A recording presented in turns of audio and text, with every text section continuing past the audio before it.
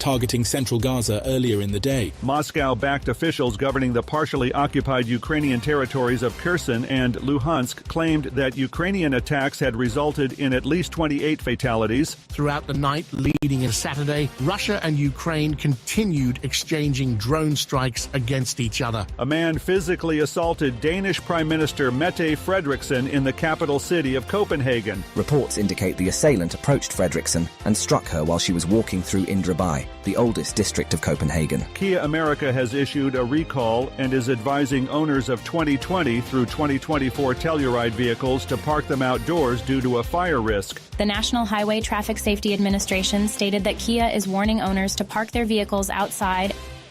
This is News in 60 with Alan Edwards. Israel announced the successful rescue of 4 hostages held. Host or guest, and should not be interpreted as statement of fact. Independent fact-checking and corrections are encouraged. Can we get a cup of coffee in here, please?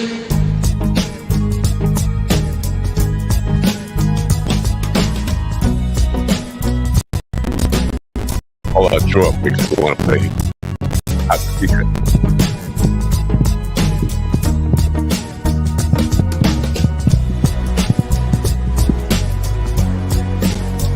There you go. Rock slow. Damn good coffee and hot. Yeah, it is.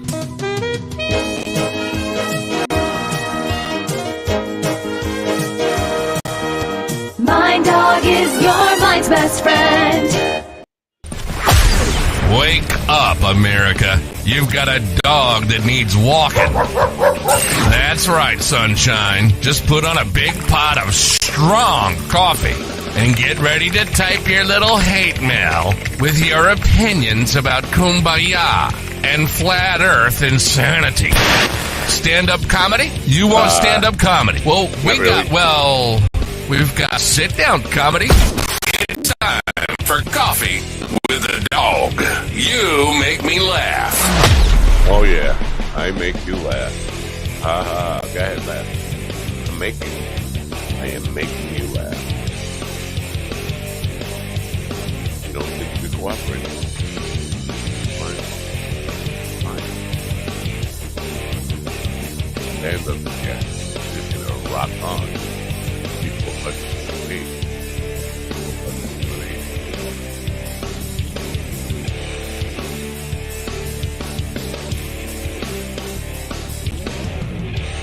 Good morning, folks. It is Monday. You ready for work? Are you on your way to work? Are you hoping your boss died overnight? I used to do that. Anyway, it's Monday, June 10th, 2024. It's a beautiful day here. No air conditioning needed whatsoever. It's about, I don't know, probably about 65 going to maybe 75 today here. Beautiful weather, beautiful sleeping weather, windows open, no air conditioning. Now, I know if you're in Texas or New Mexico or Arizona or California, it's probably hot as hell, and you're probably suffering. And the reason basically comes down to God loves me and hates you. Anyway, here in Long Island, it's perfect. You should move here. Well, not here, not in this town, but somewhere. There's a lot of yacht clubs here.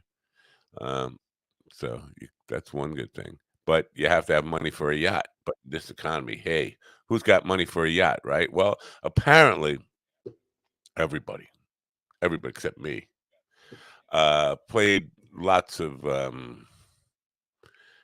This is a very weird thing. Again, I know I am the broken record man. I'm nothing but broken record man. Speaking of broken records, Ralphie has vinyl records that he's looking to dump. The professor died and left thousands of vinyl records, and Ralphie doesn't have time to go through them all. There's money in there. There's comedy albums, all that kind of stuff. If you're so inclined, I could hook you up. That's all I'm saying. If you want to, if you were an entrepreneur and have time to go through and sell these vinyl records online, I'm sure you can make a bundle. I'm telling you. Anyway, this band, for some reason, has yacht club gigs. We've had yacht club gigs before, but 1 or 2 a summer. It's like every week now. And I was at a particular one on what was it, Saturday. So many gigs. They just go in and out on Saturday. And this is an average size yacht club. And I was kind of trying to do an estimate on how many yachts there were. We're officially a yacht rock band. But I came up with 4,000 yachts in an average size yacht club all along the South Shore of Long Island. There are yacht club after yacht club after yacht club. How many yachts? And that's just the South Shore, not counting the North Shore. Now, the North Shore is a little more difficult because it's rocky terrain, but there are some. The point I'm making here is we got a lot of fucking yachts. And, the economy is so bad I could only afford a 60-foot yacht is the cry of the Long Island suburbanite. Boy, oh boy, things are terrible. I can only afford a 60-foot yacht. Now, they're having these parties in the yacht clubs they're hiring entertainment, not just one band, not just my band, but 4 bands, one of them being a national headliner that I never heard of and don't even remember the name of. Not impressed with them. But you know what? They're making quite a few coins on a gig like that. And they're hiring mimes and clowns, jugglers, and firewalkers, and all these crazy things going on. People just spending money like crazy. Their food truck, lots of food trucks there. Like, kind of money is just flowing over here, flowing. And there was a steak sandwich truck right by the band. And I went over to check it out. It's steak sandwiches start at $27. They go up to $95 for the full plate that they sell. $95. People just handing that money over gleefully. Nobody's complaining about it. And then they'll go home and watch the news and say, man, the economy's in the shitter, man. You just spent $95 on a fucking food truck for one person. Not for, you're feeding 4 or 5 people. Yeah. Man, yeah, my poor yacht is only 60 feet long. I don't know. I just don't get the disconnect between watching people literally burning money every weekend, one gig after another, to the complaints about how bad the economy is. It doesn't make any sense unless we are truly living in Orwellian times where people are just, don't believe your ears and eyes, don't believe your own hands handing out the money. Just believe whatever you see on the television. I have good advice for you. Take a hammer to your television. You could buy another one anyway. Just try this, though, for one day. Take a sledgehammer to your television. Go ahead. You'll feel better. I did. It's exactly what I did, by the way. And I felt better. So I'm just saying. And the result is, as I mentioned, God loves me and hates you. So try it. In the world of comedy, Ari Shafir, try to say that, Ari Shafir, went on Birdcast. Now, this is going back a couple of days now, 5 days ago or so. But if you have a memory at all and know these people, Bert hasn't had Ari on since Ari drugged him several hundred episodes ago. Could be a couple of years ago now. Drugged him, spiked his drink with Molly. And they haven't really had been on, good terms since then. But Ari was back on the show, the podcast, and had to explain to Bert why, and this is unbelievable, why hip-hop people are allowed to brag about their cars and their houses and all this stuff, but comedy people can't. And Bert is really upset about this because him and Tom went through a moment where their fans just said, stop bragging about your shit. And Bert can't wrap his head around the difference between hip-hop culture and comedy. And that statement tells you all you need to know about bird crasher. It's just not the brightest bulb on the Christmas tree or whatever. I don't know. Am I mixing metaphors again? Mix and match metaphors day here.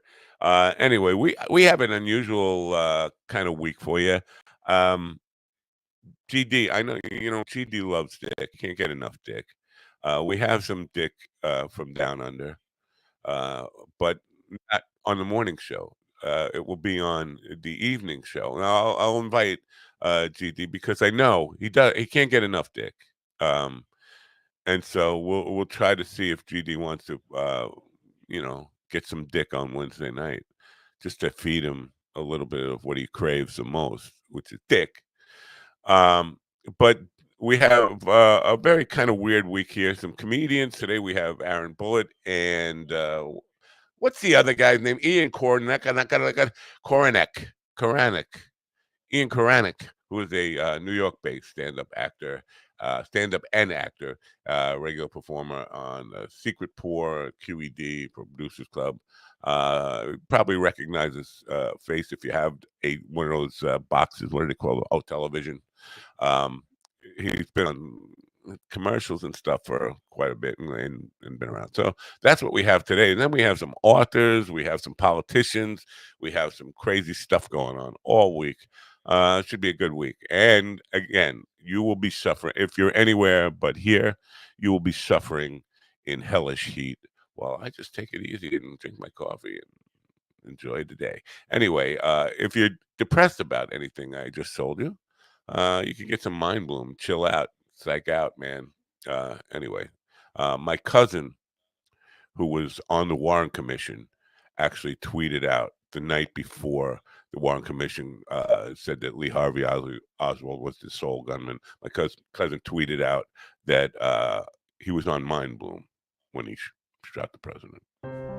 Mind Bloom is helping people achieve life-changing clinical and personal breakthroughs, alchemizing both the psychedelic medication, psychiatric care from psychiatric clinicians, coaches, we call psychedelic guides, and a lot of content and meditations and programs into this really transformational experience that, because it's delivered at home, costs a lot less and is a lot more convenient for people to receive.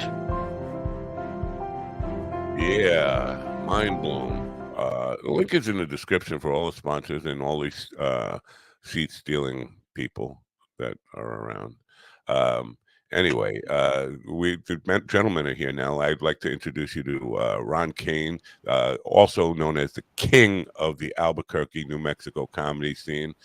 We have Stephen, the sitcom Ortiz, who is known as the king of the Fort Wayne comedy scene. And then we have G.D. Fenderson, who likes the pointed cups. Good morning, America. Oh.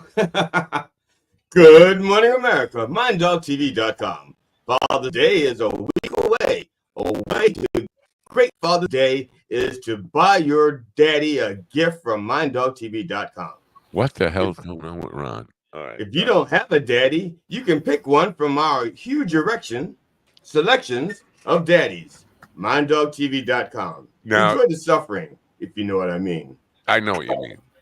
You know that if you know what I mean, that was a big Norm thing when he first. Norm had a if you know what I mean thing on when he was on Star Search, but it seemed like you either stole my joke. I don't know, stole my joke. It's not what joke? About because I have a gig on Father's Day, and I said, "Bring your daddy or find a new one." And now you're coming up with this like the day after I posted that. It seems like you're a little bit. Did you watch? Actually, I didn't know you posted that, but that's okay. No, you did. I watch your. I have your full browser history. I know. Then you need to have your eyes darkened out because anyone seeing my full browser history, that's like the full Monty. You can't take all that in at once. Well, I'm thinking because Tony Walker. Look at me scratching my where my horns usually come out. Tony Walker had Carlos Mencia on last night on okay, who's Tony Walker? Tony Walker is the I knew a girl named Tony Walker in high school. Oh, well, well, this Tony Walker is the proprietor of Gov's Radio, Gov's podcast, Gov's Network. Oh, that Tony. Hey, Tony. But here's the thing. Carlos Mencia, joke thief, your friend, obviously, because you just stole my joke. He's performing at Gov's. I don't know if you know, but the green room is like down the hall from the stage where you take the stage. He's performing at Gov's. He called in to be on the program. Like he's on the phone. Like you're in the building somewhere. Why not show your face on the fucking show? It doesn't. It was bizarre, but I wanna get Carlos. Now I wouldn't. They didn't ask him one fucking hardball question. Now they didn't even touch the joke stuff.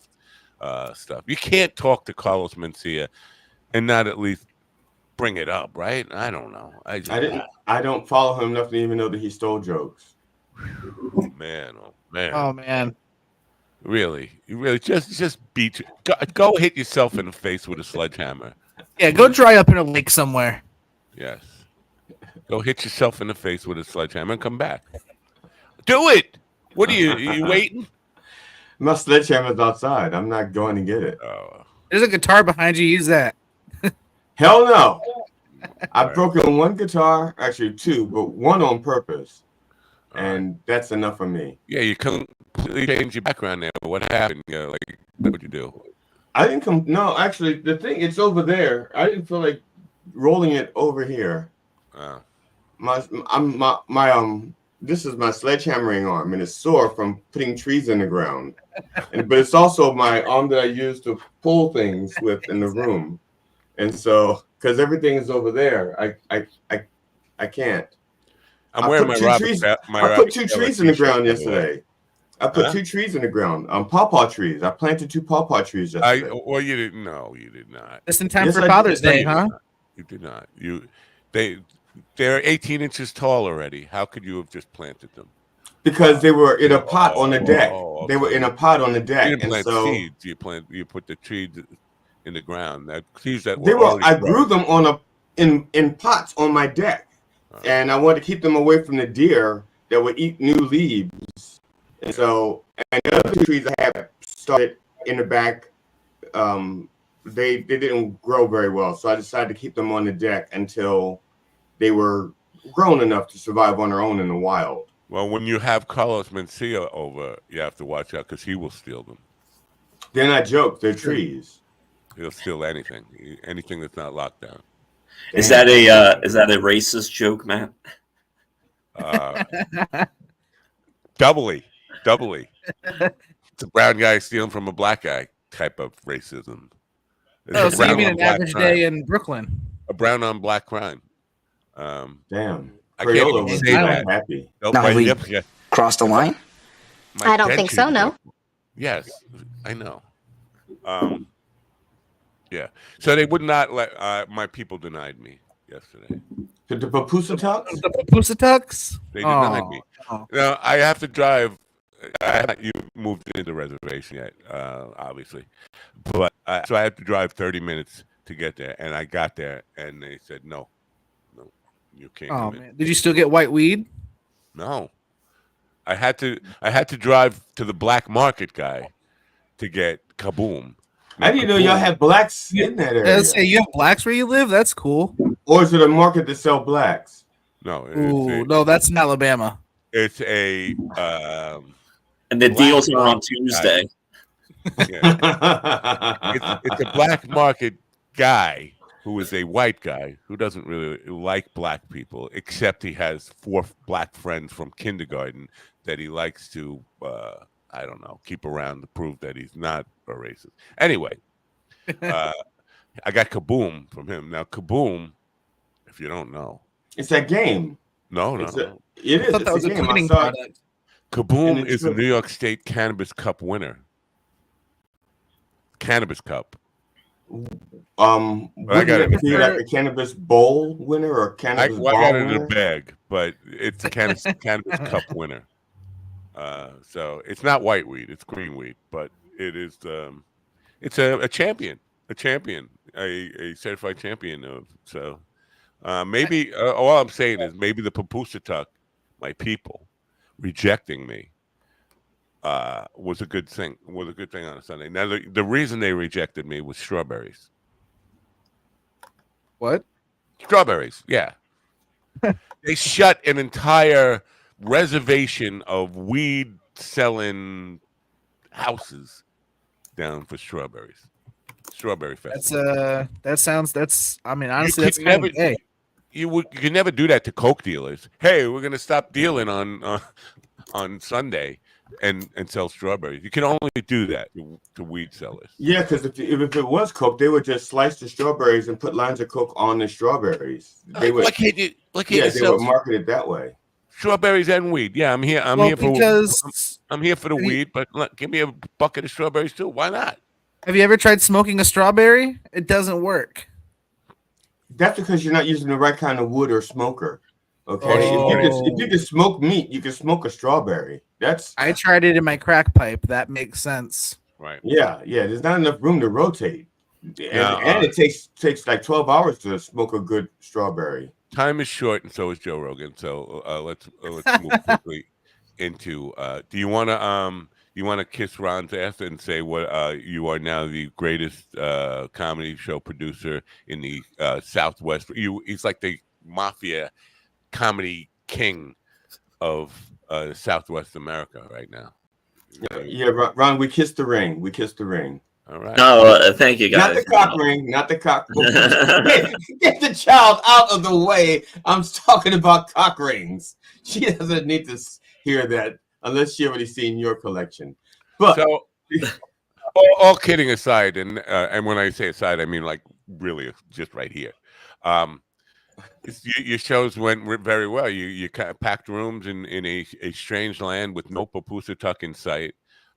You packed the comedy halls of the desert. Yes, I'm correct.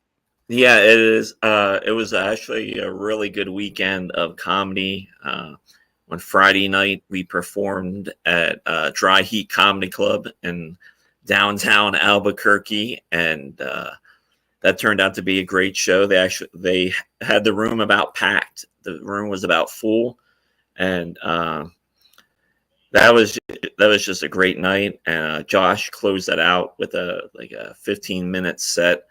And it had been a few months since I worked with Josh. Probably over the late summer was the last time we worked together. And man, he's been hitting that notebook hard, and like the steps that he has taken. So he's on fire right now. His sets were fantastic. We all had pretty good sets. And then Saturday night at Tractor Bro. Group sets? Were y'all having group sets? Oh, of course. Okay. Did you see Josh? I would have too. Now, when he opened his mouth, did they all get on their knees and like kind of with his teeth just shining like the sun in Albuquerque? Yeah. No, he had him. He had him right out of the gate each time he performed, so it was great. And then Tractor Brewing turned out to be a good show. I mean, we didn't have it packed, obviously, but people came out for it, so that's the most important thing. And my hope is exactly what goes into brewing a tractor. That I don't know. I'm not a brewer, so you need some Johns, you need some deer, you need throw in a few tires, carburetor, there's some oil, some bolts. Well, you gotta age it too. You gotta age it in an oak barrel. Yeah. Well, Ron, let me be the first to say congratulations on a successful weekend. You and Josh deserved it, and I hope not Josh keeps so up. Wait, you forgot the most important part, Stephen. And fuck you for not inviting me. That's the well. I mean, that goes without being said and implied in every situation that I'm not invited in. So now what Ron is too humble to admit to. He's too humble to. Ron and I talked about this ad nauseum. That's Latin. We talked about it in Latin. He's been invited back next year to lead the gay pride parade. That's not a good thing. But here's the thing, though. They want him to do that every weekend. So I got to bring up what was an Evan the entertainer who got beat to. Well, he claims he got beat into the hospital at the gay pride parade in Albuquerque. Now, I've been beat off enough times there to be sent to the hospital as well, so I don't blame him. I think he got beat because he's actually a straight guy pretending to be gay and use that. And I think the gays actually beat the fuck out of him. That's what. And I don't have anything to prove that. But listen, nobody likes a poser, man. And whether you're pretending to be gay or pretending to be black like GD, you got to be careful with that. Yeah. Yeah. But it's okay to pretend to be black like Aaron. So having Aaron doesn't pretend to be black. Listen, he pretends to be very black. Don't do that passive aggressive insulting the guy in the green room. Wait till he's in the room and then insult him. You think I'm afraid of Aaron? Bring him on. Shit, I ain't afraid of Aaron. I ain't afraid of no fucking Aaron. He's like a third year. He's a third year age. My money's on him. Bring him on. Yeah. Hey, buddy, what's up? What's up? Oh no, I am very black. Like, if you question my blackness, I'm so black that I know the KFC 11 herbs and spices. That's death from a cousin. I'm trying to get my reparations.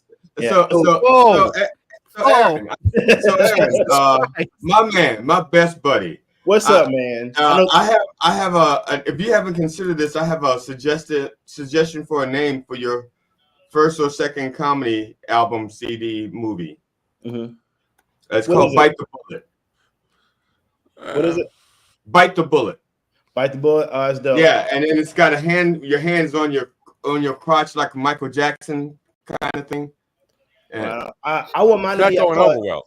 I'm gonna call it crazy crackers because I'm from Kentucky and that's all there is around here is just crazy ass crackers. That was what I heard was.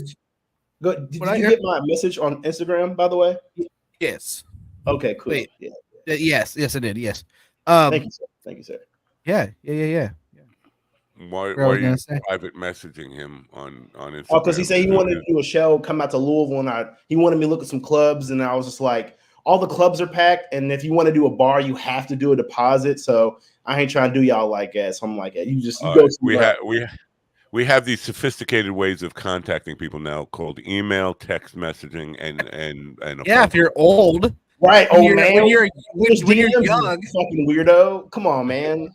And then also, what I was gonna say was, GD is spending time alone thinking of you, Aaron, drawing you with your hand on your crotch. No, like I know. Look, man, it's fine. I appreciate it. Just be real with me. It's fine. Like, hey, I get it. You know what I mean? You're married to a white woman. Y'all do weird shit. I used to be married to a white woman. They make. I'm not married to a white woman. Whoa! I'm married to a Puerto Rican woman. Okay. Hey, my girlfriend's black. So see, we all have some. What about you, Ron? Do you have a girlfriend? What ethnicity is she? I have a wife, and she's Mexican and Native American. There you go. That's the sweet spot. Wow, Rod had to double down on marrying a colored chick to make sure he wasn't labeled racist. Hold on, wait a minute. Wait. Actually, I know my one wasn't enough. You had to go two. Ryan, you say Native American. Is she Papoosatuck Native American or one of these phony Native Potawatomi or? Because the only real. And does she have Sacagawea coins? Does she have? The only real. Oh, that was savage, Aaron. That was real savage. Thank you. You're welcome. I appreciate that. I guess you're posting New Mexico. I saw him like it looked like a fun show. How was it?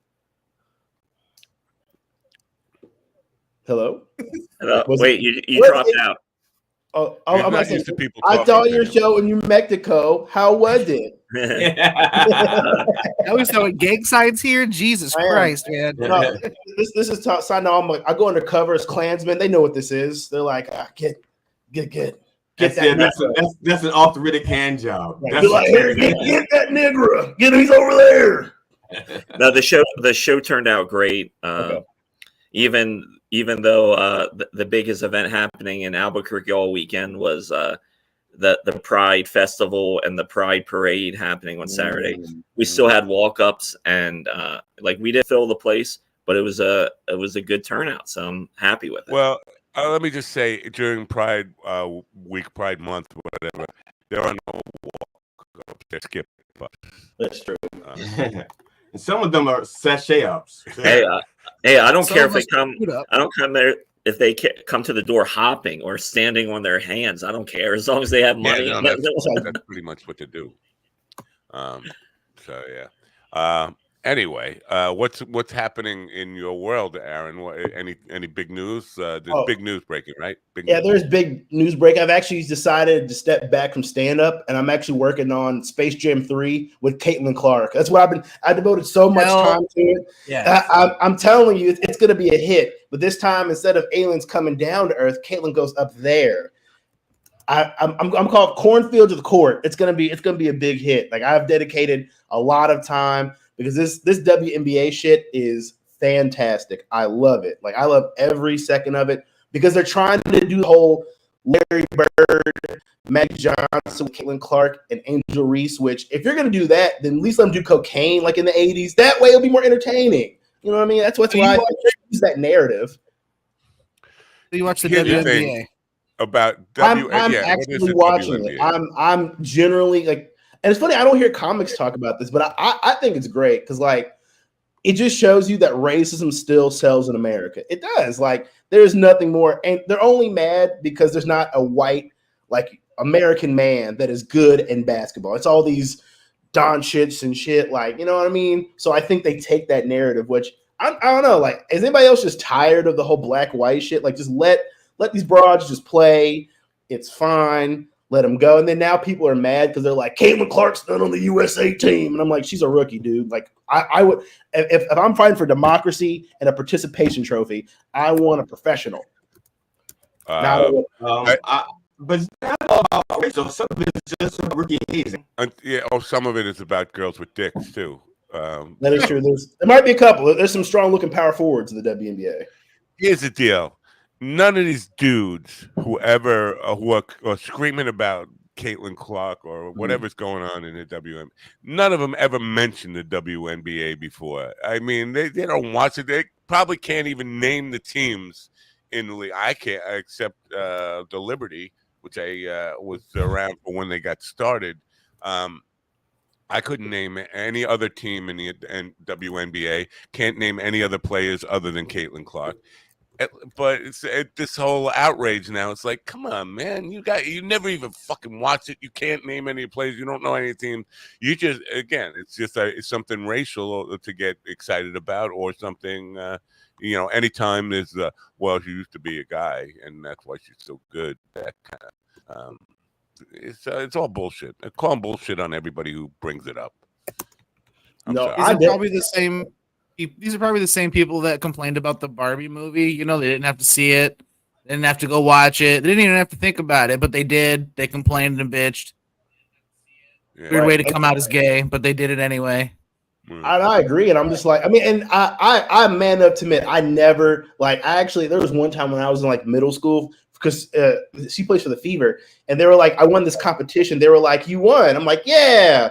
They're like, but you're going to a WNBA game. I'm like, I'm good. I'm not doing that. Like, but I mean, I do think it's because, like, let's be honest, like, most people don't watch, and again, like, I think it's great for the sport. I like seeing that women are getting treated like great. Like, they're getting, like, these women were having commercial, like, regular flights, like, they're on Spirit and shit. So it's good. WNBA players make less than your average stand-up comedian. Right.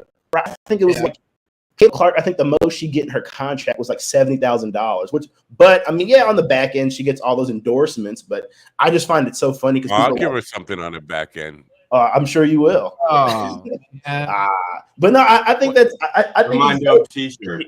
She would keep you as a little pet. A Mind Dog tattoo from the store. That's what I meant on her back end.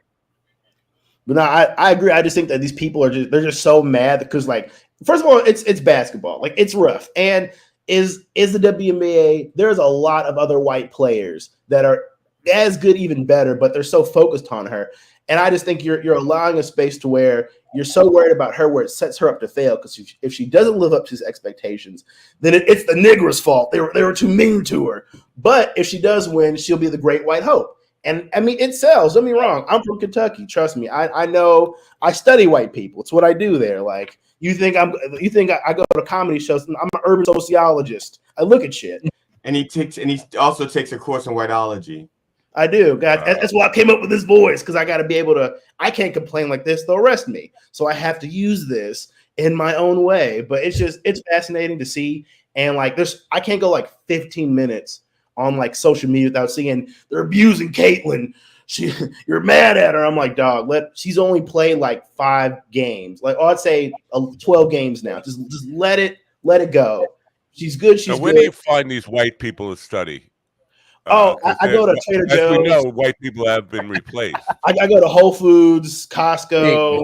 I actually went to the PGA. I went to the PGA a couple weeks ago and here in town. I watched that shit, which is wild. It's just a white barbecue. I didn't know that. Like, people were smoking weed, and I was like, this is great. I love it. So, in your travels, have you come across Reed Metcalf? Because he's still missing.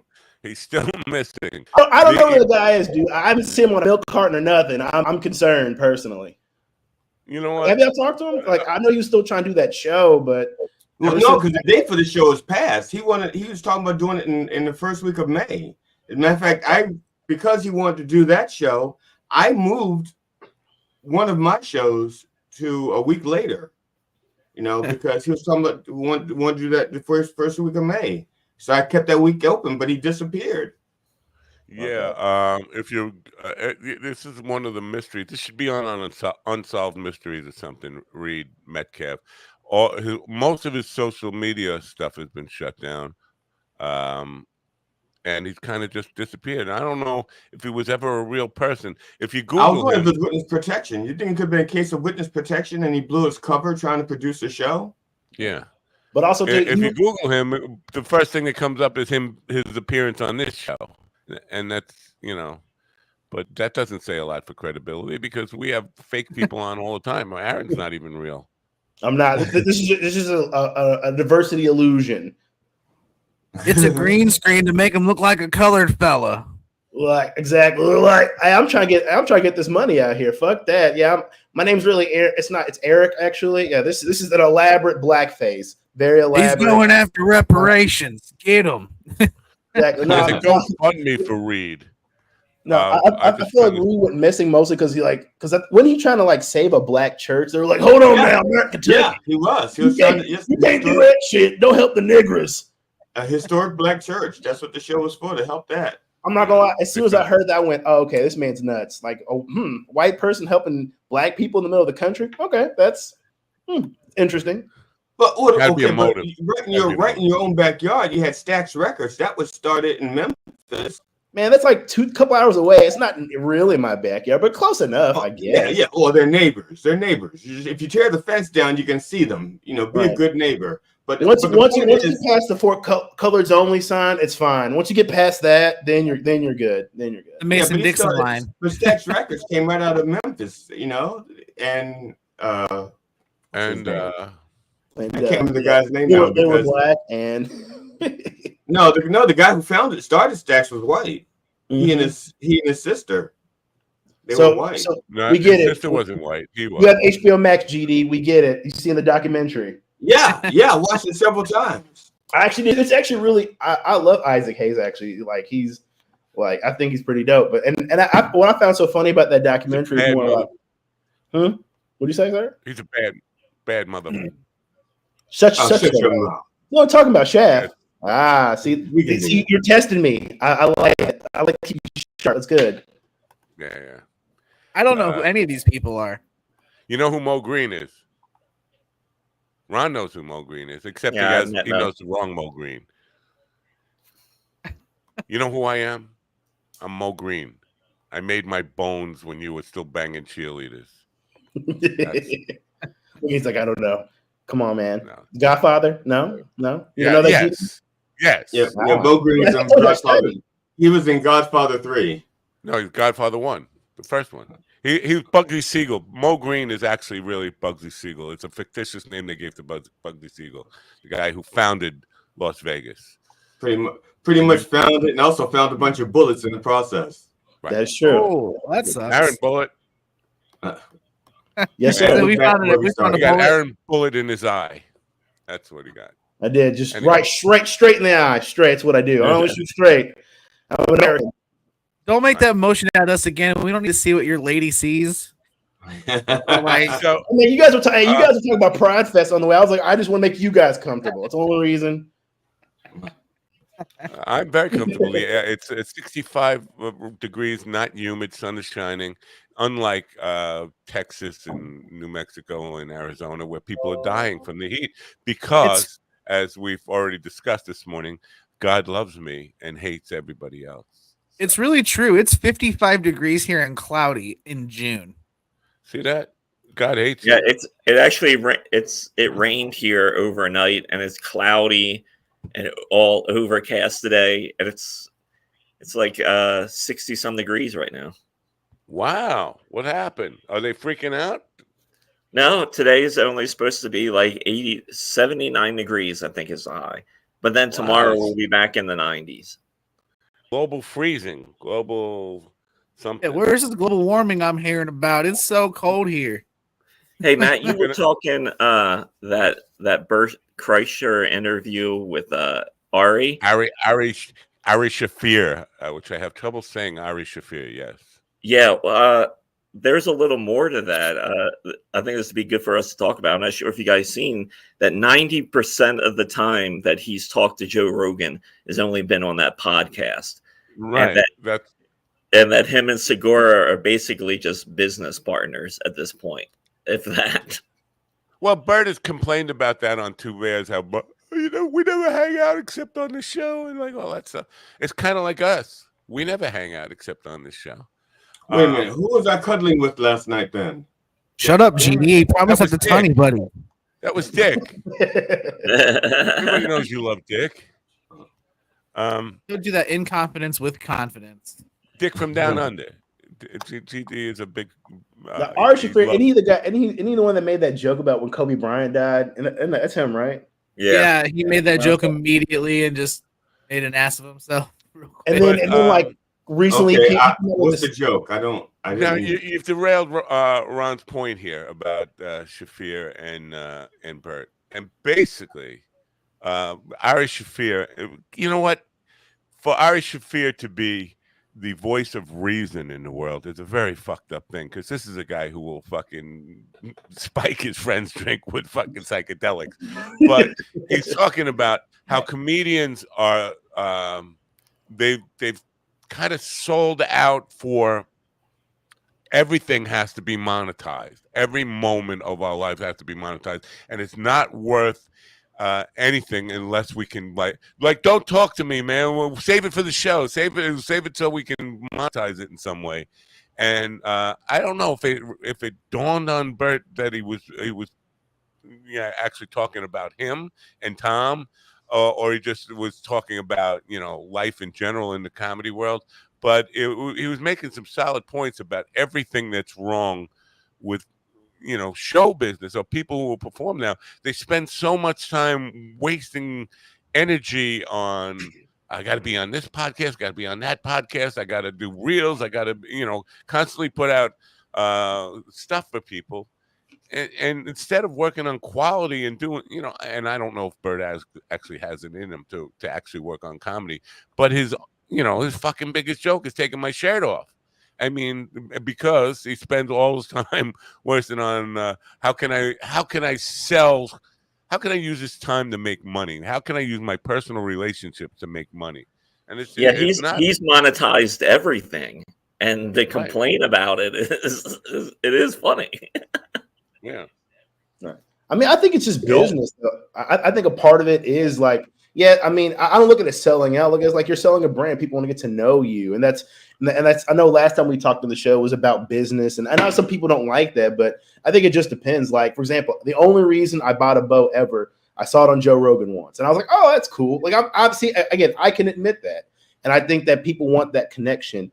But I do agree. But it's funny about Ari Shafir, because like then he came out like years recently with a special about being Jewish. So I mean, yeah, he kind of technically did the same thing, because he played off being Jewish, had a whole special. I think that's a part of comedy, is people want that relationship. They want to know, hey, what connects me to you? So for some people, it's their faith. Some people, it's monetizing and selling.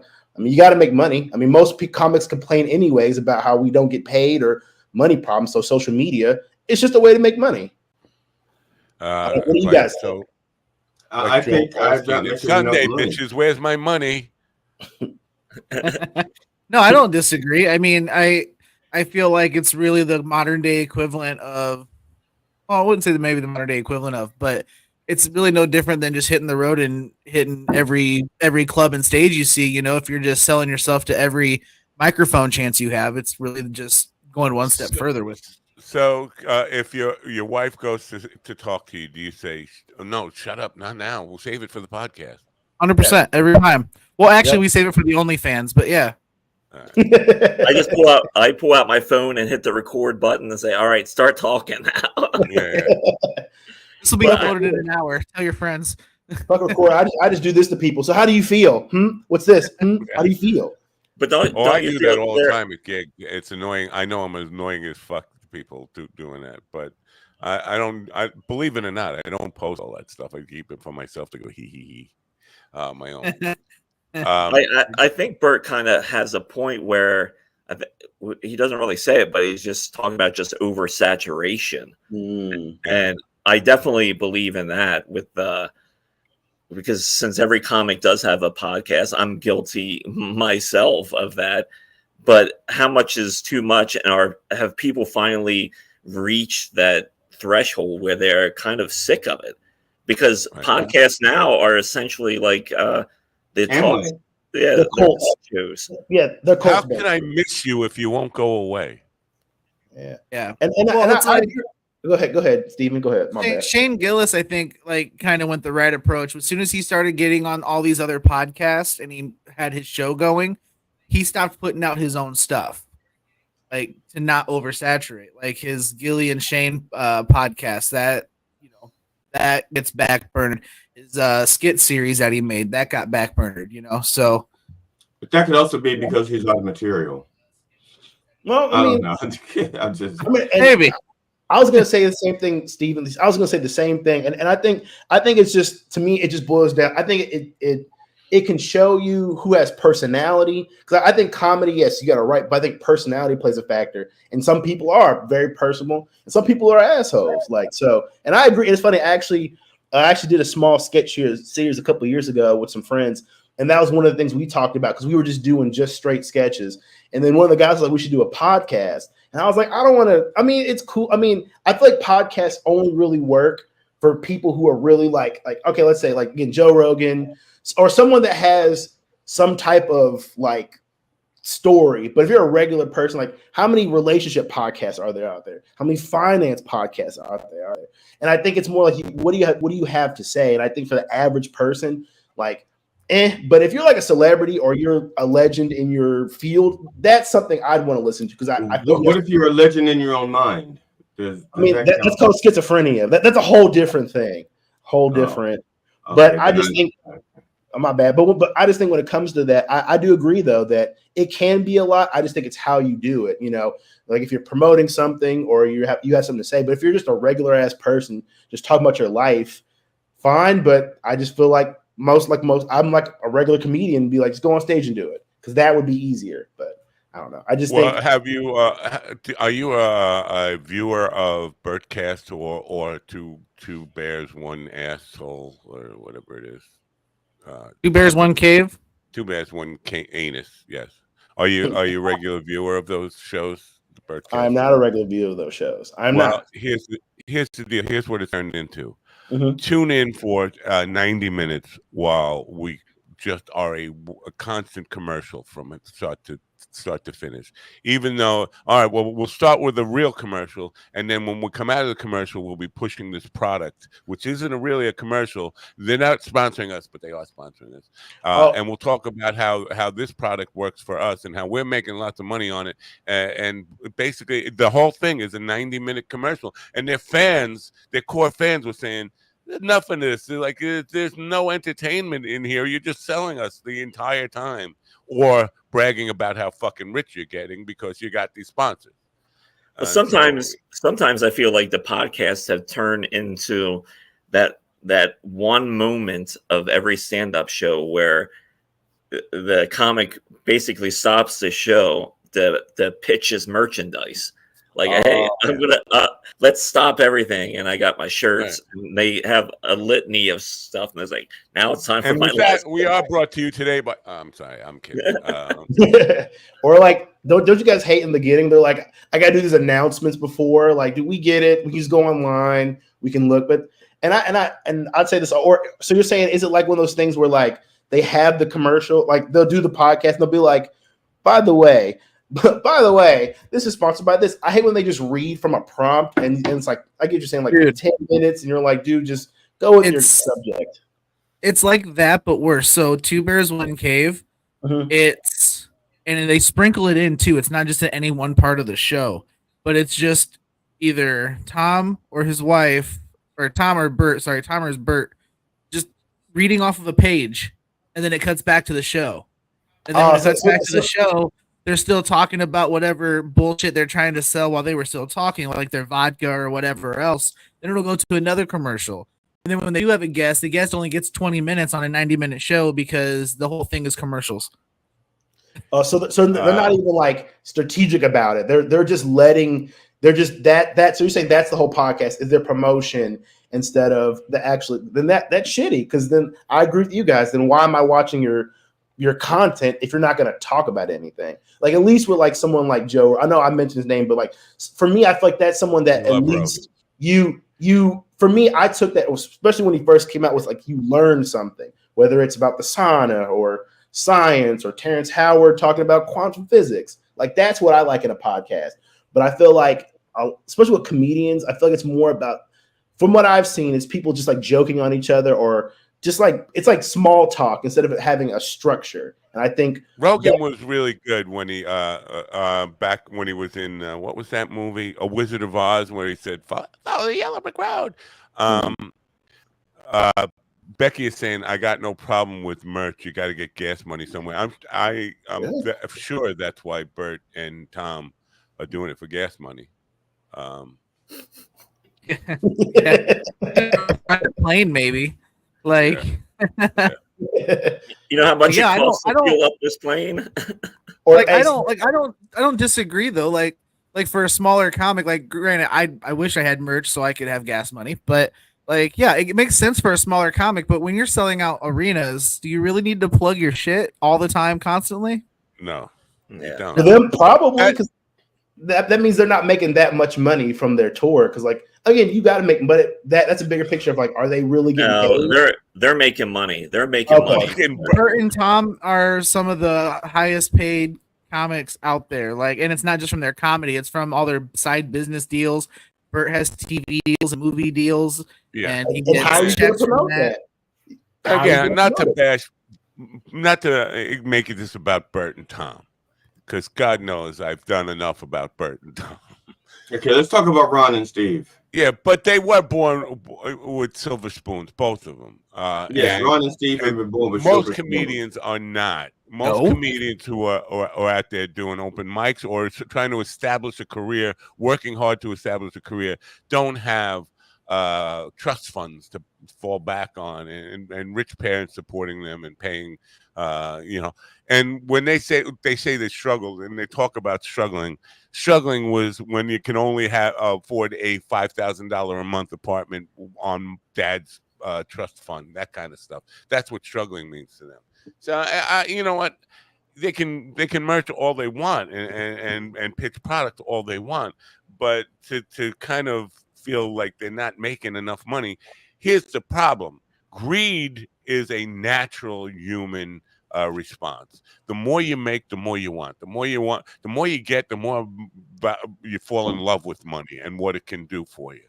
And so they weren't necessarily born greedy, but the minute you start making a lot of money for yourself, is the moment you start thinking, wow, we can really amplify this and make it exponential, and then I'll never have to work a day in my life. And it's natural. It's not just them. I guarantee you, if any one of us started making millions a year, we'd want 10 million a year or 20 million a year. It's just a natural. I'd be happy with the $500,000 a year and call it a day. That's to what be you honest say with now. Right? No, I would definitely. Yeah, but I come from nothing, so just a little bit for me is more than enough. I'm cool now. I'll make you a deal. Give me $1 million and I'll try it and I'll let you know.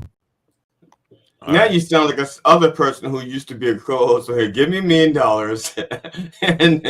I know I'm not. First of all, I'm not asking for handouts. All I said was, let me try it and I'll let you know. I'll give it all back at the end, with IOUs, of course. But well, according to Billboard, as of December of 2023, Kevin Hart was number one, the number one highest grossing comedian at like 67 million. Then Dave Chappelle comes in at second at 36 million. Then Kreischer is number 3 at 32 million. Also, and again, it sounds like I got a fucking hard on for Bert. I don't. But if you look at like comedy specials now, if you watch the credits, produced by Bert Kreischer, on almost every single one I'm seeing now. But Bert has got his hands in a lot of things where money is coming in. So the only reason I'm saying it, he doesn't need to be a constant he doesn't need to be Ron Popeil. Yeah. And Fishermatic, or what a Vegematic, Fishermatic, Suckomatic. Well, the Fully Loaded tour is the perfect example, because that's all he's got, sponsors and everything, and he's doing, small stadiums, and it's a whole like circus. So they're making money from that. And not to mention too, he's also got an in with Netflix. He can just say, "Hey, I want to fart on screen for an hour," and Netflix will be like, "Sure, here you go." Yeah. So that takes talent, because I fart once and I can't do another one for like another 30-40 minutes. So if he's doing it for an hour, yeah, but you also have asshole problems. So. And fiber. The problem is most of my friends are assholes. That's my asshole problem. I mean, but I don't see nothing wrong with them monetizing, because maybe they look at it like, I can only do comedy for a certain amount of time. It's like Kevin Hart, right? Like, do I like the Die Hard movies? Not necessarily, but he's monetizing his brand, because eventually it doesn't matter. At some point, whether you're a comedian, whether you're an artist, you have a certain amount of time for your name to have some flair behind it, and you're done. So maybe they're looking at like, okay, I want to maximize this time, because I mean, it takes some people 10, 20 years to even get to that point. So I don't see nothing wrong with it. But also everyone has their own crowd. Do I think Bert Kreischer's funny? Not necessarily, but he has enough. It's just like with comedy clubs now. You see more comedy clubs, they're gravitating towards social media influencers on stage, not necessarily because they're funny, but because they can bring a crowd, And do I think that's right? Not necessarily, but if we're talking about money, that makes sense to them. Well, I mean, that's money for the club and maybe for that comic. I was talking to a comedy club owner in Florida, and he was talking about having Uncle Laser come through, and Uncle Laser's biggest claim to fame is Kill Tony, and he told me they booked that guy for a Friday and Saturday night. And he wasn't really funny, but they only booked him because they had 400,000 followers. Right. But he said, we were able to fill the place on 2 nights, but not very funny at all. Yeah. Yeah. And maybe that's another lane for comedians. Maybe that's a lane and maybe that could be something they can reach out to writers. I mean, it's just a business thing. And I agree. To me, that's almost sad though, because I've never seen that guy's act, but for the owner to say, yeah, it's not funny really, but we're only booking him because he's got this many followers. There's a lot of indie clubs taking that route. And unfortunately, there's so many performers that really aren't good enough to handle an hour on stage when they can only do 5 to 10 minutes. And on the flip side, you have comics who aren't good for short form video format, but are fantastic on stage that anyone would pay good money to see and don't get the stage time. Yeah, and I agree. There is a club that a local club here that rhymes with schmubs that actually has had quite a few. Schmubs? Yeah. You guessed it. Damn it, you're so good. They've had quite a few internet sensations on who couldn't do an hour, so they had ridiculous number of followers, 250,000 followers on Instagram or something like this. But they forget that First of all, those are worldwide. You could have some guy in Pakistan and lots of people all over the world. So they come to the government. They don't sell out the tickets. They are bringing other comics up, supporting people up, and hopefully local people to sell the tickets. And then that person goes up, and they're not very good, and they only have 20 minutes, not an hour. And the night turns out to be thank God they don't have these cards anymore where people, they do, but people don't fill them out as much anymore. But it's not good for the club. It leaves a bad taste in the consumer's mouth. And this is why we have people saying, I don't go to comedy clubs. I've been to comedy clubs. I pay good money. And my friends are funnier than these fucking people.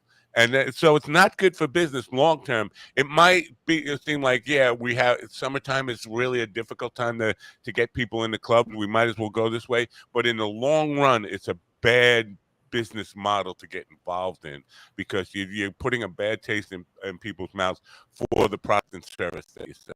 I'm off the spot.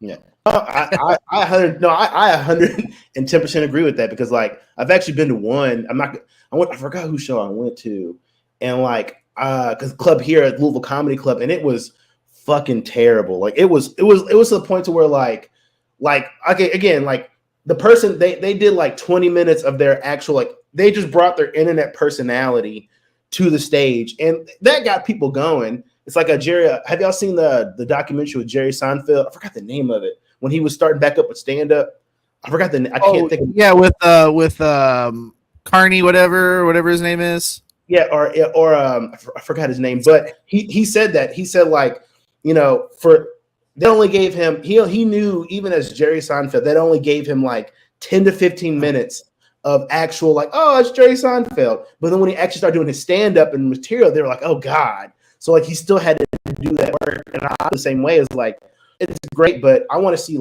jokes. There's only a handful of comedians.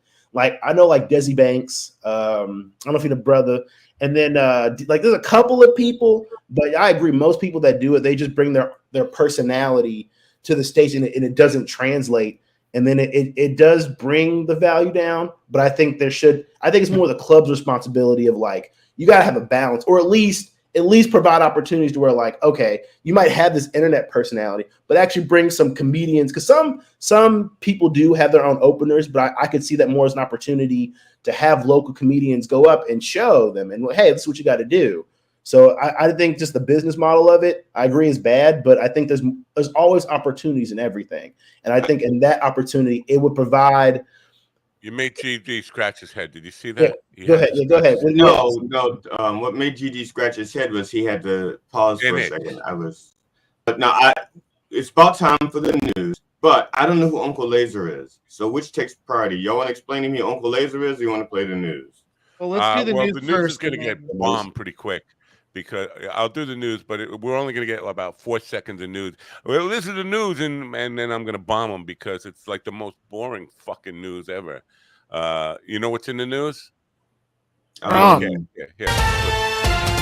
Macron. Kia America has issued a recall and is advising owners of 2020 through 2024 Telluride vehicles to park them outdoors due to a fire risk. There you go. That's the news for today.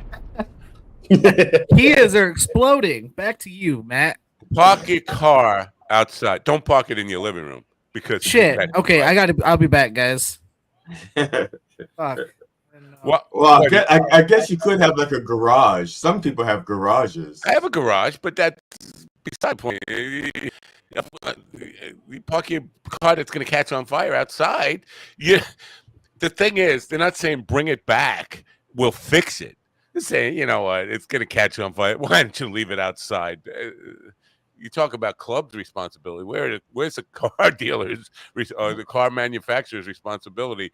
Well, that's what happens when people buy the beta model of cars. Right. You can't buy at the little thing where it goes Kia Telluride LTD, Kia Telluride Beta. You don't want to buy the beta. You want to buy Let me just run this scenario behind you. Tracy's dog is warning all their customers that the double-edged dildo, the double-sided dildo, could catch on fire. So only use it on the outside.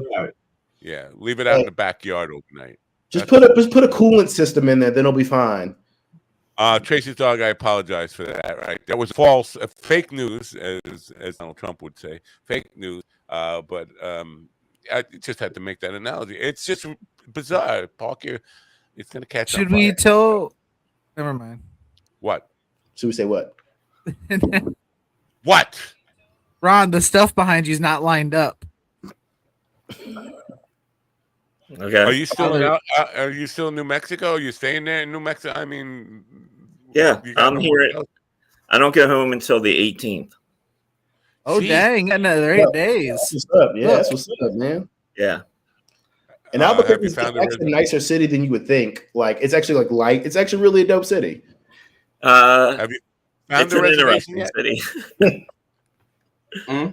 What's that? Have you been to Taos in the reservation yet? I know you said there's a reservation near Taos. We're hitting that on Wednesday. We're going up there Wednesday to stay for a couple of days. Then we'll be back in Albuquerque area this weekend. And your wife's going to be with you, so you don't want that energetic sex healer. You don't want her contact. Yeah, don't visit them papusa tucks. You know what I'm saying? Yeah, that doesn't matter. Yeah. We've gone to downtown Albuquerque a couple times, and like it's kind of like the downtown in San Antonio, except it's been on meth for 3 days and it's been in the trunk. Wait, you got to get up to Santa Fe. Have you been to Santa Fe? Do you know Santa Fe? Have you been around Santa Fe? On Wednesday, we'll be in Santa Fe. Oh, Santa Fe is where it's at, man. I like Santa Fe.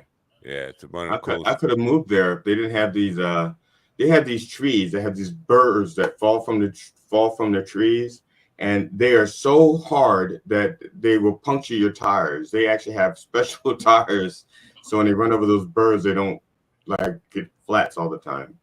Yeah, I'm just talking. All right, that's a good show for you, folks. Goodbye. Oh, I'm sorry.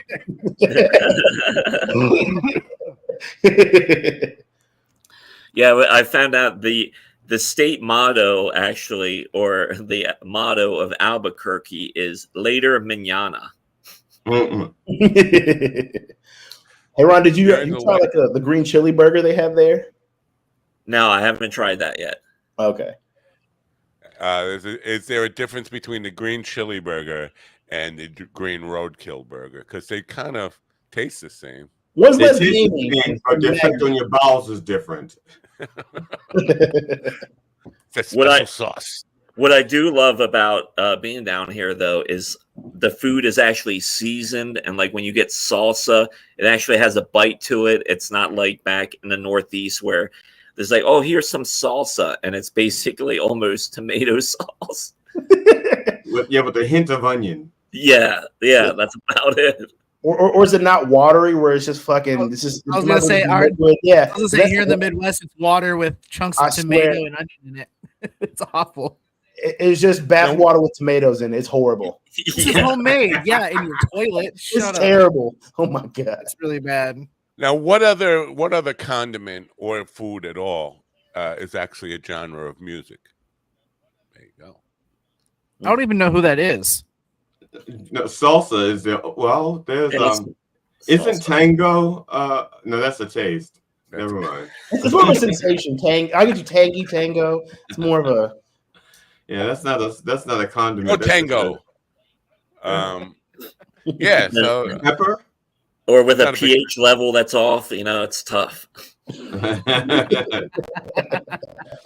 Now, Ron, are you a hot pepper guy? Are you gonna? Because there's a like almost a civil war between Colorado and New Mexico about green peppers and how the hot they can go and all that stuff. Are you gonna subject your system to the fiery hot peppers?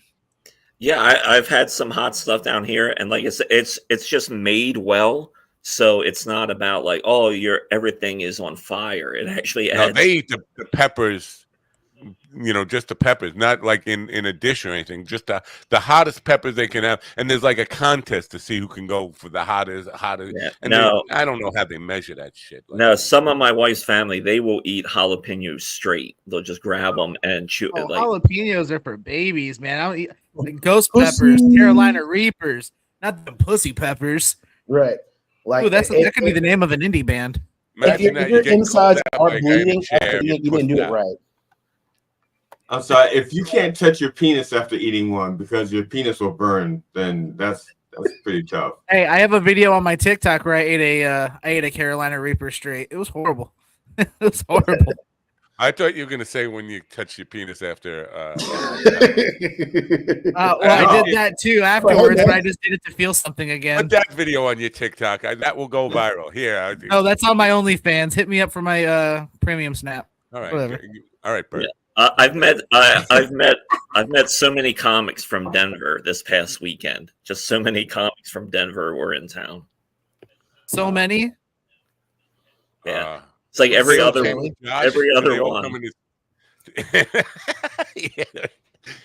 You're rooming with him. Now, did Josh bring his own entourage? Well, yeah, I hired the feature that I hired was another comic from Denver, and her name was C. Brennan, and then he had a videographer with him that's kind of like local but lives in Denver or something, has family in Albuquerque. Yeah. Now, are they inviting you to shows? Because Denver is like a booming all around that area, booming comedy club scene. You brought them to New Mexico to do your show. Is anybody returning the favor and bringing you to Denver or anywhere around there to do their shows? They will. Yeah. One-way street. They will. I'm going to try and get to Denver later this year. I'm going to go out to Denver. All right. Well, invite Stephen Ortiz and Aaron Bull to that. Hey, I got plane ticket credits to use, man. Hit me up. And I'll get you great parking and priority boarding. Just saying. Well, you're both invited to the Reed Metcalf annual Drown in the Lake Festival.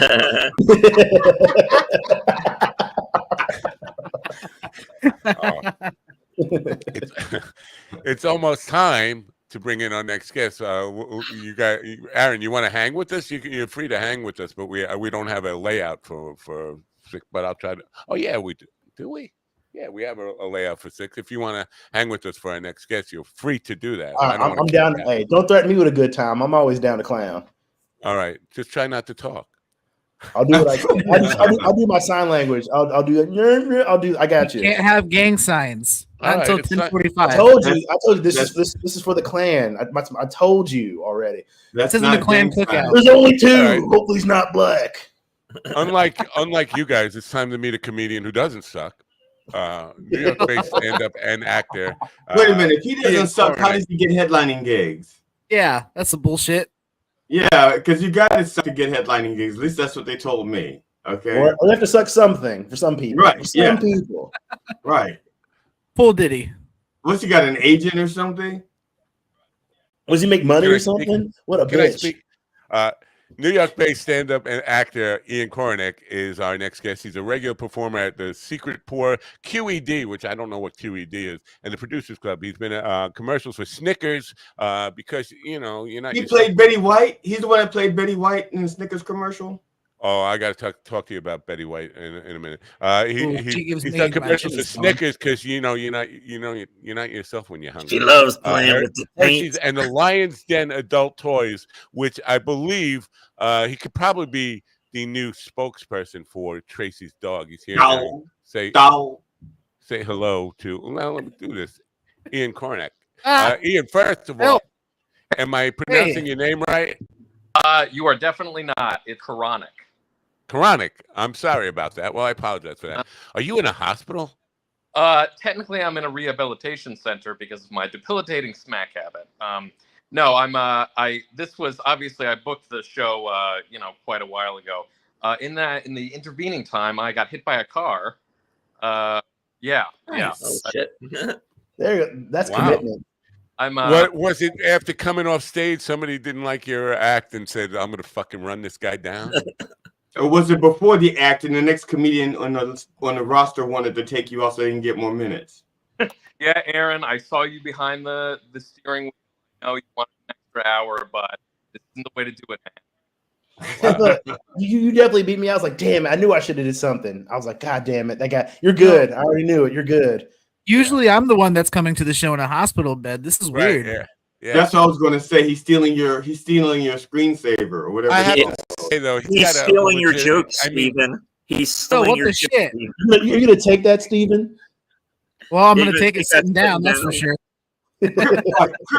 Crip fight. Oh yeah, his gown is less revealing than yours, Stephen. Because we, whenever you come on from a hospital room, I forgot to mention this, but we can see your cock. Your cock hangs out. That's because it's supposed to put the opening in the back, and Steven turns it around and ties it in the front. Right. It makes the sponge baths easier. So, now tell us a little. You got hit by a car. Was it in Manhattan, in New York? It was in Brooklyn. My day job is that I'm a substitute teacher, and I was on my way to work, and I was a couple minutes away from the school, and I, was crossing the street, and then, I got knocked over, did a little tumble, and got rushed to the emergency room. But I'm really lucky. I didn't hit my head. Main part of my spinal cord is okay. But I gotta tell you though, when I got hit by a car, I started rolling, and there was this one moment where I actually thought to myself, I can't believe I'm still rolling.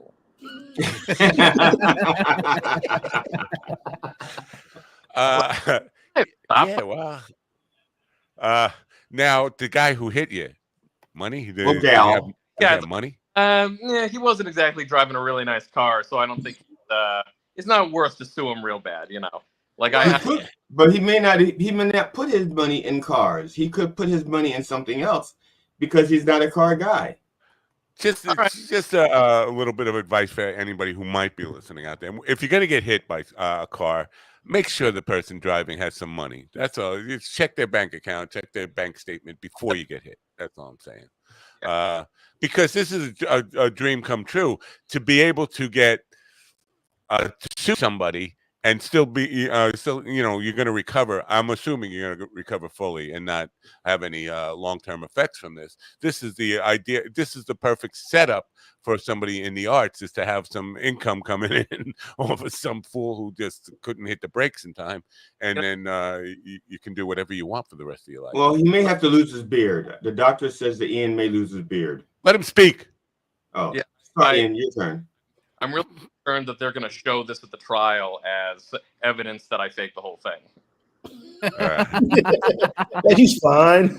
Starving comedian stepped in front of a car on purpose so that he can live the American dream, which is living off a lawsuit settlement. Oh, see, that's where I fucked up. I should have gotten injured and put in the wheelchair after I became a comedian, not before. Yeah. Yeah. You should have thought about that in the womb. Yeah.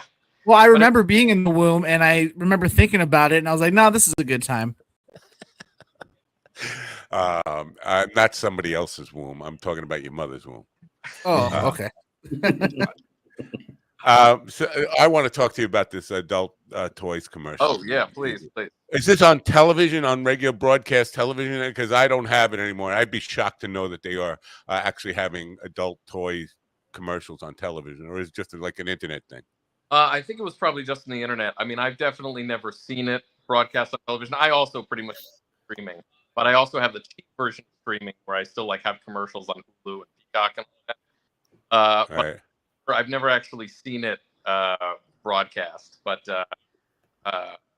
when I showed it to a girl that I was going out with, the commercial, I'm like, hey, I was in a sex toy commercial. You want to see it? And she was like, absolutely. Greatest aphrodisiac there is. So I showed it to her, and she's like, I think I've seen that before. But I don't know if maybe they show it, as like, those unskippable ads before porn videos. I know all you guys know what I'm talking about. I don't watch porn. Sure you don't. I watch porn, but I watch 1970s porn. So all you see is just like pubic hair. It's just pubic hair. Just a mound of pubes. You can't even tell what's going on. Yeah. Yeah. No. But the point is that I'm not really sure where exactly they're using it. I mean, it's a non-union commercial, so I mean, I just got paid a flat rate for the day, and that was it. I don't see any residuals. Now, how did you land it? Did you audition for that? Like a casting call for? Because I'd like to get in on that market. I think because I look like a dildo. Yeah. You do, and you have a porn stash, so it's a win-win. It's a perfect. Yeah. So it's like a casting call. You got to go in audition for read for it. With my old agency, they I have an agent. They set me up with the audition, and then I went in, and we got to, for most of these non-union commercials, for the auditions, they have you improvise a lot. And for some reason, I was during the commercial, I used Luke Skywalker blowing up the Death Star as a metaphor for bringing a woman to orgasm. I wouldn't know. I've never done that, and how to do that. But well, Death Star, you never done a Death Star? Brought a woman to orgasm. How does a real man know when a woman is having an orgasm? She's having sex with me. No, real man doesn't care. No, I think a real man. But no, usually when we'll say I'm about to come or I'm coming, that's a pretty clue. Well, or if your back starts bleeding from the nails, or things like that. I've heard a woman say that, but it was on a long distance call. So, wait, when did you talk to my mom? That was your mom. I knew it. I'm sorry. Now Ian, do you get like discounts since you did that commercial? Do you get discounts at the store, or did you get something out of it? I wish I did. Well, you know what they say: full length, full price. That's true. Yeah. That's true. And I can see you using that as a great like you should throw that around. Like, you know who I am? I did a porn commercial. Like, do you use that in social situations a lot? I mean, I do it to get out of traffic tickets, but okay. You could mix up the Snickers and the adult toys thing, and like you're not yourself when you're horny. But then start pleasuring a woman with a Snickers bar, like. I'll say that's a commercial I went on with Betty White right there. Hell yeah. I was gonna say, did he play Betty White? No, absolutely not. But we did have a passionate night of lovemaking. So. Wow. Speaking of the Betty White stuff, Jackie. Last week we had Jackie Martling on again, and he was talking about. I asked him to talk a little bit about Gilbert Gottfried, and he was talking about writing jokes for the Hefner roast that Gilbert did, and Gilbert actually used all his jokes in that. He sent me a full breakdown of all the jokes that he wrote for Gilbert, including the Betty White roast. And I don't know if I'm allowed to share them. He said that basically anything he sends me, I'm allowed to share. But man, some really funny stuff in the Betty White. What about herpes? Huh? Herpes? What about herpes? You said anything he gives you, you can share? Sends you. Never mind. Different. All right. We have room for another comedian on the show. I'm sorry. So anyway, but I will be reading those, and when we don't have a guest, sometime when it's really boring, I'll break out the Betty White stuff. But it had me like fucking rolling and love rolling. Here's the thing: Betty White is obviously has a thicker skin, or had. Maybe now she's got no skin. It's all eaten by worms. But then Tom Brady, because Tom Brady basically threatened Tony Hinchcliffe over a simple divorce show. No, not. Yeah. No, thank you. Sorry. What was that? You cut out. Coming in something. Oh. Give me like this podcast is more important. Yeah. So how long till you get out and get back to work? Do you know? Probably just a couple of weeks. I was in the hospital for 2 weeks, and now I'm in this rehabilitation center. I'm going to do intensive physical therapy probably 5 days a week, and then probably after a couple of weeks, I should be mobile enough to get out.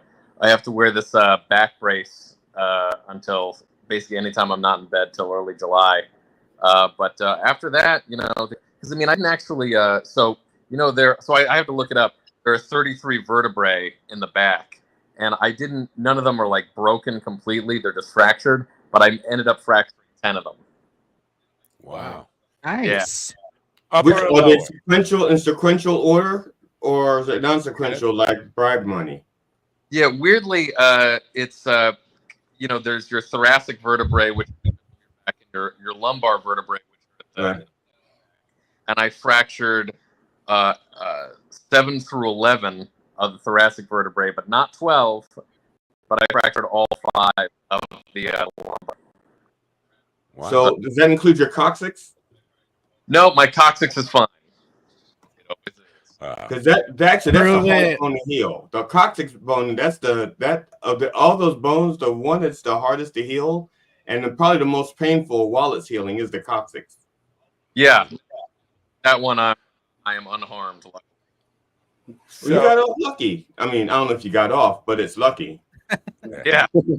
So Ian, while you're in the hospital, have you been like come up with material, or what have you been doing while you in between all your appointments and stuff? Well, I mean, a little bit. I mean, I'm not. I don't really have a whole lot to write about. I mean, like a couple of about things that happened while I've been in the hospital, but for the most part, I haven't been doing a whole lot of joke writing. I mean, I am planning on making a sketch comedy audition tape at the end of the month after I get out. So I did write. I came up with some characters and impressions and stuff for that. So that, but other than that, I'm pretty much just. I mean, I'm reading comics. I'm reading a book. I'm watching TV. I've had some friends come visit me, so I'm mostly focused on healing. I mean, this podcast is pretty much the main thing I'm doing for my comedy career while I'm in here.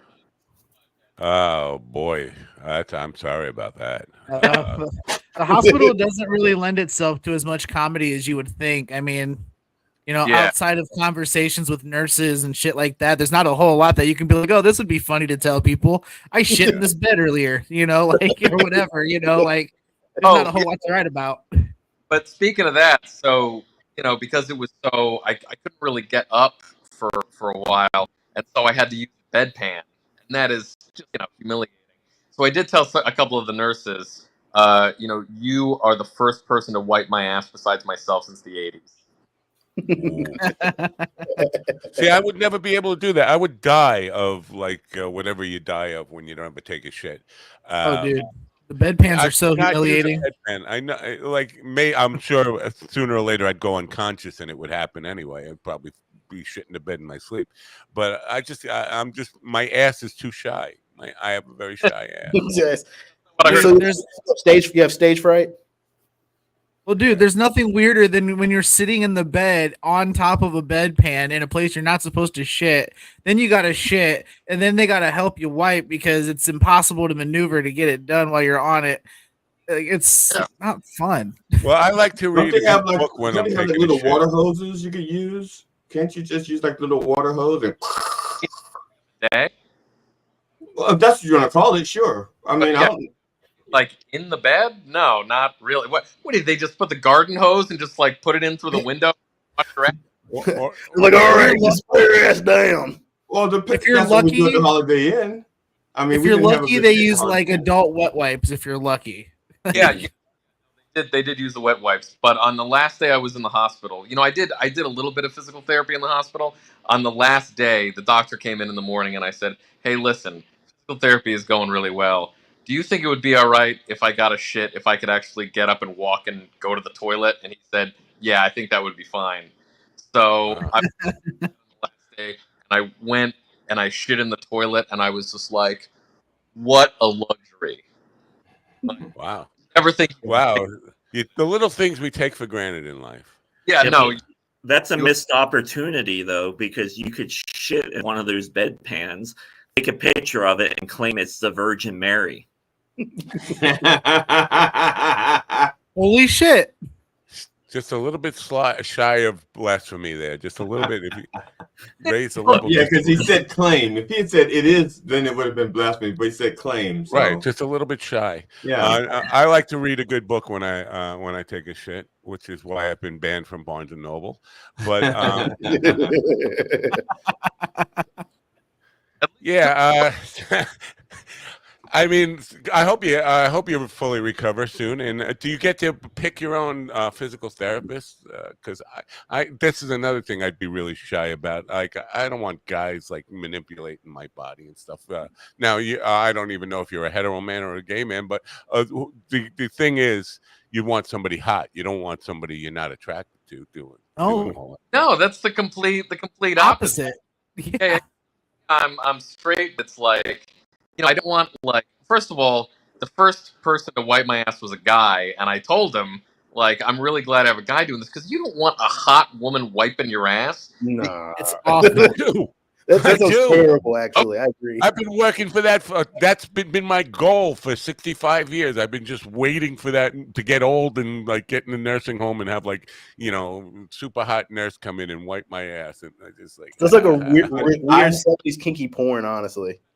No, yeah, right. I was in the hospital, and when I came out of the anesthesia, the first thing I saw was my nurse, who was a dead ringer for Demi Moore, a young Demi Moore, and she had the voice.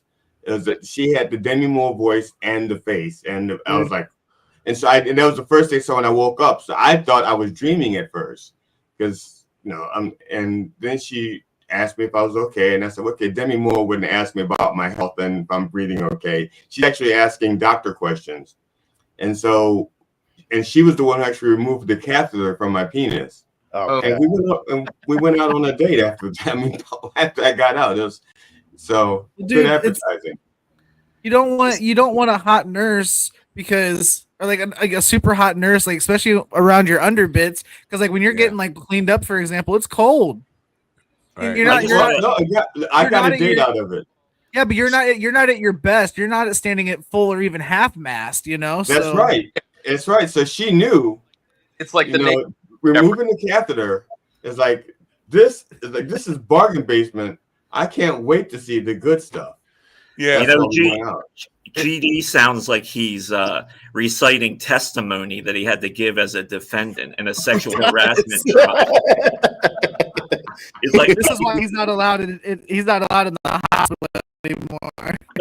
I'm all surgically removed from my penis. This is the last time I ever fuck one of those things. I tell you that. Oh boy! Matt's breaking out his Rockin' 45's set material. The stuff that he does between songs. It's like I like to read a good book when I'm taking this shit. What songs do you speak of? There are no songs. It's just all bad jokes. The entire set. So the Rockin' 45s is actually just you doing a 45-minute set of comedy. I'm selling records is what's happening. I'm selling Ralphie's old record collection.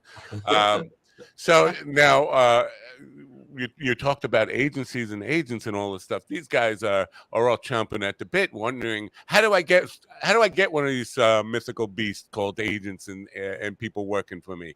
Have you was that something you got into early, is having representation? People who do the dirty work for you. I'm not talking about wiping your ass. I'm talking about wiping bookers' asses. Well, my agent work. She also wipes my ass. It's a full service agency. Good. I like that. That's the only good thing about New York. You have access to those kinds of people. I live in Westminster, Maryland. Oh yeah. No, Westminster, Maryland does have a big ass wiping scene. So it's the ass wipe of a town. Oh. Wow. No, what I started doing, I mean, I think I got my first the first manager I ever had because I did a workshop. So sometimes you do those workshops for agents, and like 99% of the time, like it's not going to lead to anything. But once in a while, if sometimes they'll give you their email address or they'll give you your address. You have to like write postcards and them saying like, oh, thanks for coming or whatever. And sometimes they'll be interested in representing you. one time I got another old because I had done a workshop for a casting director at an actor's studio, and afterwards, he was just like, I booked some job on Actors Access. And he's like, "How did you book that? Was it through an agent?" And I said, "No, I'm actually looking for representation right now. Can you recommend anybody?" And he recommended me 5 agencies. I contacted all 5 of them, but then one of them, I went in, I auditioned for them, and they represented me for a while, and that's how I got the sex toy commercial and the Snickers commercial. But right, what I did is the agent that I have now, I was able to find a website that had like 800 agents on it, and anyone that was listed that they represented people in New York, I just emailed every single one of them. No, thank you. Yeah. No, sorry. No, guy, I don't need anything. No, not right now, please. Sorry, right guys. now. Do it now. Do it now. Give him whatever the penis. You want to take your anal temperature? Yeah, prostate massage. Guys, guys, you'll get your ever. You notice they don't ever come in when you need them, but when you don't need them, they're there every 10 seconds. Yeah, in fact, I specifically said, like, could you guys put a sign on a door to, like, not have, like, no one bother me between 10:15 and 11? And they were like, oh, yeah, we'll make sure nobody comes in that time, so. It never works. You have they one never of those do little it. things that can summon them? Yeah, I do. I got a button over here. It's, oh, that's good. In case you're dying, you could push the button. No, what you do They right don't- now, they don't- buzz it. They don't. When They don't come run in, in. Though. They don't run in when you hit that button. They don't come in when you're busy doing something. If you hit that button, they take their time. and say hit the button, and when they come in, say, "Excuse me, I asked you here because I don't want to be disturbed. Could you tell them not to disturb me? Thank you," and just send them back on their way. Yeah. Do you have a roommate? No. Somebody... I have a room to myself. Oh, that's cool. Yeah. No. Maybe I want to get hit by a car. Sounds like a good. I mean, you get somebody to wipe your ass. You get a room by yourself. You get to watch podcasts and stuff all day, and it's not bad, really. Now, in the actual hospital itself, though, I did have a roommate. I've never had a roommate in the hospital, ever. Oh, that's a pretty good deal. Yeah, I see it all over the place, but it must just be where I live. But in Indiana, it's just not really ever a thing. Yeah. So, Ian, has anybody ever like recognized you from like a Snickers commercial or something like that? Oh yeah, I mean, New York is a weird place. People will stop you and think they recognize you from any place anyway. I've gotten that. They recognized me from On the Sopranos. I was like, I never was on The Sopranos. That's originally. But have anybody recognized you from being on like Snickers commercials and stuff like that in New York? No. The closest thing is one time. A guy was on the subway and he's like, "Hey man, you look really familiar." And I said, "Do you ever watch those crime shows on Discovery ID?" And he said, "Yeah, I do." And I said, "I was on a couple of those." And he was like, "Wow." And I said, "You want my autograph or something?" And he was like, "Sure." And so I like signed a piece of notebook for him. So that was I had heard the people that were actors on those, and they'll play a suspect as an actor. That sometimes people will think that they are the actual criminal, and so call the police on them, or try to detain them or whatever. So is that what happened to you? You just made that up. I've never. Cops can't touch me. No.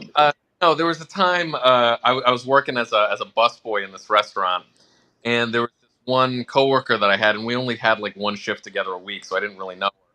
And she was watching the Discovery ID show where I was playing a guy who was like stalking a teenage girl. And she came in one day when I wasn't there, and she was talking to some of the other coworkers, and she was like, "Hey, that Ian guy who works here, yeah." And she was like, "He's an actor, right?" And they were like, "Actor," and she was like, "Oh, thank God," because I saw him like stalking this teenage girl on a TV. So yeah, a lot of people, you would think that they'd be smart enough to realize that if the police have you on film committing a crime, then they can pretty much catch you. They don't have to do the show saying they're looking for you. And Bernie, I'm a method actor mostly, and I've been working on that role for stalking teenage girls for a while, just to get myself ready in case that part ever gets offered. In Bernie Mac's book, he actually talks about being in movies, and he said he was saying that he hated being in movies because Black people could never separate him from the character.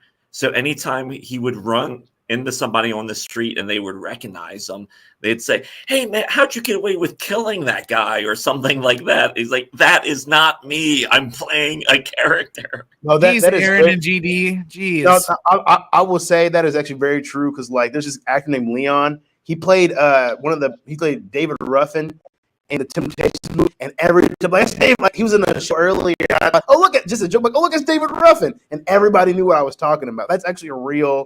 I like how you do your Black history, sir. Well, I like the guy never had any other parts, right? That's the only part he ever played was David Ruffin, right? No, I mean he played he played other parts, but it's just funny. Like every time you see him, you just naturally think, "Oh, that's David Ruffin."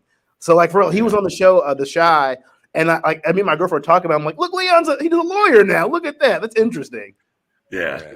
I don't think that's just a Black people thing, though. I think white people. Because my wife is white, and we do that all the time. When we see people, we associate them with other roles.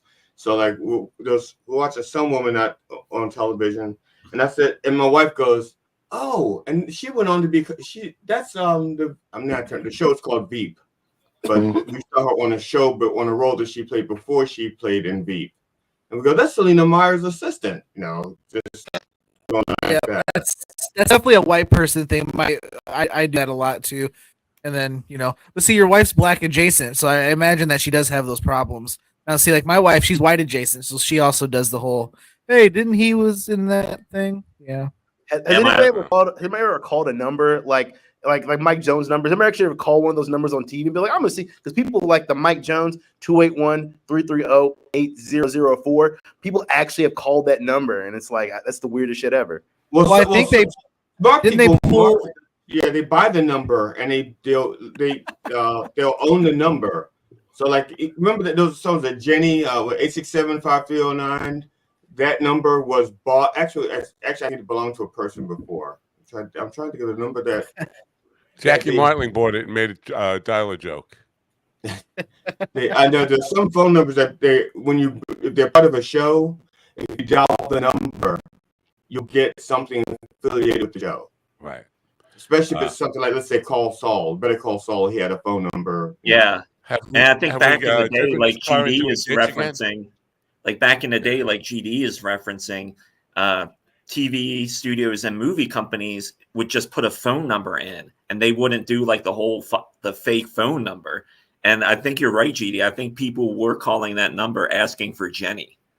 I thought that number was taken out of the directory and out of circulation because of that issue. Yeah, after a few years of harassment and things like that. It was like a lead up to like this squatters on the internet who sit on domain names. I had a guy on who was a musician, and he basically the name he's using now is because it was the only domain name that was he searched every domain name, and there were squatters that wanted like $25,000 for that name.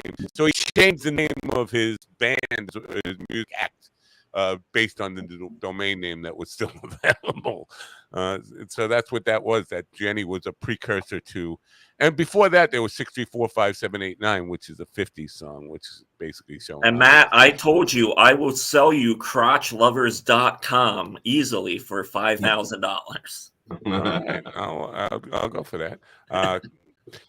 Now, when crotch sniffers is taken, yes, .net. No, .org. Yeah, right. Much better. .info. Now, when you get back to it, is your hustle? I mean, your stand-up limited to New York City, or do you get around the country at all? Do you travel from? Yeah, I mean, I mostly do New York. Last or 2 summers ago, I was in a town called Red Lion, Pennsylvania, because I started with this group called the Pub and Grub Comedy Tour, and it's a really cool thing because the thing about that tour is they go to these small towns that are really underserved when it comes to comedy, because like the big names, they hit up the major cities, but these little Right. small towns, if they want to see like live comedy, they gotta drive to the nearest major city. But But you know what, Ian? I think that's where maybe because I kept seeing your name and your name looks somewhat familiar. Because I'm from Pennsylvania, and Red Lion is somewhat a small town. It's probably like 30 minutes south of me. So I think I may have seen your name on a Last flyer. week I asked you about Josh. I said, "Is Josh a Pennsylvania guy?" You said, "No, he's from Philly." Yep. Like Philadelphia is not part of It's different in Philly. It's different in Philly. All right. But where I was going with the Brooklyn scene is it's so fucking weird that Brooklyn has this comedy scene that's thriving, but none of the places that have comedy even look anything remotely like a comedy club, or they don't really advertise as comedy clubs. There's no sign at the Comedy Tonight. It's a very weird vibe in Brooklyn. You have thriving comedy scenes, but not. It's like they want to keep it secret. Am I just delusional, or does that make sense to you? well, yeah, I think I know what you're talking about. I mean, I think with Brooklyn, they wanna, Brooklyn's kind of cultivated like the alt comedy scene, where it's like, oh yeah, this is, I mean, literally underground. So they want to seem like it's cool. We're not like the mainstream clubs in Manhattan. But I mean, the advertising. I mean, they at the very least have like a sandwich board or a sign out that says like, comedy show tonight, 8 o'clock or 9 o'clock or whatever. So they do advertise. They're just, they're usually bar shows. I've walked past like art galleries, and there was an art gallery by day, but there's a comedy show there at night. But you never know because they don't tell you that unless you have tickets and know in advance. Just very weird. It's like, you know what? If you're in show business, and we talk about this all the time, like the clubs don't feel any responsibility in promoting the night. They leave it all up to the artist, or whether it's a comedian, musician, actor, whatever. It's all up to you to kind of do the promotion and stuff. But I've never seen anything where like what's going on in Brooklyn, where they don't actually even let people know there's anything going on here. If you wanted to, if you're driving by, you would never know there's a show there. It's kind of hard to make. Yeah, in some cases, but like I said, for the most part, usually the shows that I do, in any of the boroughs, they usually have barkers, or they have signs outside letting people know, and they advertise online. Hey, Ian, have you been to the Laughing Buddha yet? Yeah, I know of Laughing Buddha. I mean, well, it's not like even necessarily like a place, right? It's just a bar, and then in the back, it's like a. Yeah. I have to say goodbye to Govs right now. By the way, June 13th and 14th, Anthony Rodia special event. June 15th, Cullum Tyrrell, I'm sorry.